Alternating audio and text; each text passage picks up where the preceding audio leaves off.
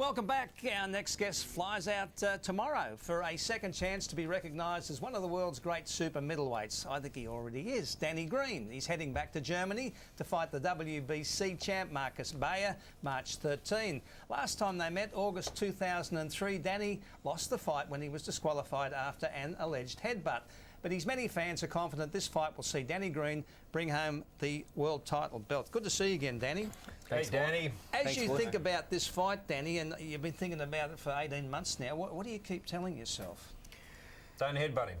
Well, you know, I mean, this is not just a normal fight. This is a guy that you fought and had him, and then he got the decision. Well, there's a lot of feeling involved in this fight.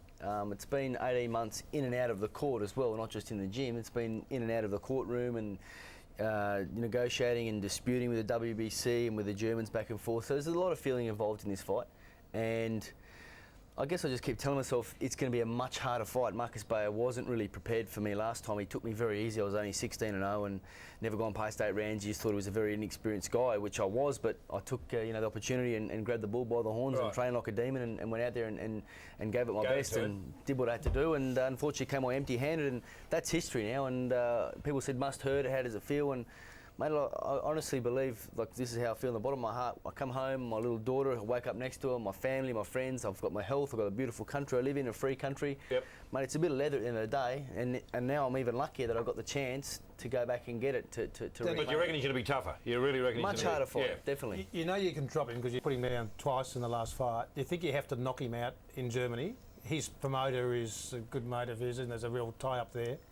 Yeah, the boxing fraternity in Germany are all very, very close and very cliquey, and there's been some very disgraceful, dubious, disgusting decisions handed down. So I'm not just going over to Germany to reclaim, rightfully what I feel is mine. I'm going over to do it not just for me, my family and my country, but also for every other boxer that's been stiffed and hoodwinked in Germany. Have you and Jeff Fennick talked about that? Have you and Jeff Fennick talked about the fact that, you're probably going to have to knock him out, otherwise any close points decisions? No, I don't think I'll have to knock him out. I don't believe that. I'm not going to let what people say to me affect me, because in my preparation I'm preparing to go 12 hard rounds. Yeah. And I'm training to go, for basically going to war for 36 minutes. So if I dominate how I want to, how I prepare to do most of the rounds, I don't see how the judges ringside can raise anyone's hand other than the winner. Yeah. And hopefully I've done the job and I'm preparing to do the job, and that'll be me. Just taking a look as Greg Martin throws you the next one. This is what you did to him last time. That was first round, wasn't it? Yes. Yeah, 2 minutes into the first round. You got him right in the chin. Jeez, you sure did. Look at that. But he must be nice and tough, because you hit him with everything but the kitchen sink. And the first one was because he was cold in the first round. That was a real, I loaded that up and landed it right in the spot, and he got up. So I got to have respect for the guy. Yeah. He got off the canvas twice. Yeah. And he did take some big shots during that fight. So. How old is he, mate? He's 33. Oh. He aged a bit on that particular evening. Clever boxer. He's very smart, he's very balanced, very technical. The European style, very technical, don't waste a lot of shots, almost like an amateur style of fighting. What has he done since that night? He's lost the world title and reclaimed it as well. So he's lost it and then and won it back. So I guess he's had about 3 or 4 fights in between. He fought, his first defence back was Andre Tyson from South Africa. He won that unanimous points. He then fought a middleweight, Christian Sanavia, and lost on points, which was very surprising, seeing he lost in Germany on points in a very close fight. It was weird. And then the Japanese senior citizen? No, then he came back and he fought Sanavia in the rematch and knocked him out in 6 rounds with a beautiful knockout, a very, very well put together 3-punch combo in Germany. Yeah. Clean-cut decision, the guy was out. And one of the only ones I think has been clean for him.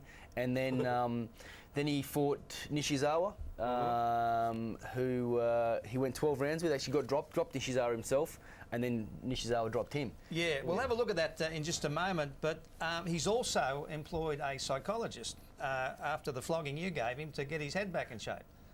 Yeah, so to speak. I think it's a panel better would have been better, I think.